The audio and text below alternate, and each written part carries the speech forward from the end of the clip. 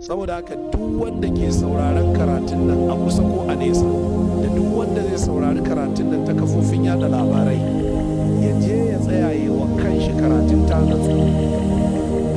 Ka kasabta makwabtanka dama da hagu, gabas da yamma, kudu da arewa, ka ga yaya suke ci game da kai.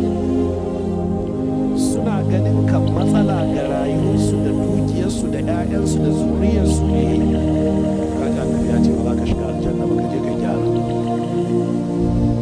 Kowa ya je wa kanshi karatun ta natsu, saboda za ka je lahira da sallah da azumi da zakka da hajji, sai a zo a yi lissafi sai ka ji an ce ta huta, daga ce sallolin kama sai a ce an kwashe an ba wani. Me yasa ka yi mishi shan wani fa ka kalli matan shi, wani fa kai ka hada mai makirci, wani fa kai kai gulma shi, wani fa kafin wani lokaci sai ka waye gari ba ka da komai, sai a ce to shi kenan huta, salloli duk kayi asararsu.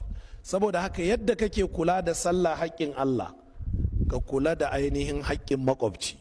In ba haka ba za ka gama tara sallar ta zan ba za ta yi maka amfani ba. Annabi ya ce wanda duk makwabcin shi bai amintu daga sharrin shi ba zai shiga aljanna ba. Ma damar kana zaune makwabcinka yana ɗarɗarto, wane yau me zai mini kuma, gobe me ya shirya min, me nake ciki ne game da shi, haka kake zaune da makwabcinka? Manzo Allah ya ce ba za ka shiga aljanna ba. Kenan dole ka yi ƙoƙarin shimfiɗa wa makwabcinka ya samu aminci game da kai. Amma ma damar makwabcinka na zaune bai amintu daga za ka iya haɗa mishi sharri ba, jama'a kaji ba za ka shiga aljanna ba. Sallarka, karatun alƙur'aninka, imaninka ba za su amfane ka ba.